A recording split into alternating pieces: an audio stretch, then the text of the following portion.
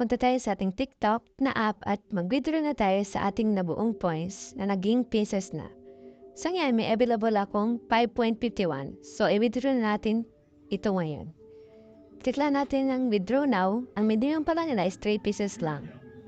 So, add lang tayo ng fiat method. Gcash ba lang gamit ko? So, Gcash yung pindutin natin. Enter lang ang number. Then, click withdraw now. Then, confirm to withdraw. Then, back ulit. So, yan. Meron lang tayong 2.51 na balance. Back ulit tayo. Then, nakikita niyo meron lang tayong 25.1k and 2.51 pesos. So, kung gusto niyo po ulit magkaroon ng points, mag-create kayo ng new group chat na 5,500 ang points o kaya mag-post ng TikTok na 1,000 points ang reward at make 9 searches to get 2,907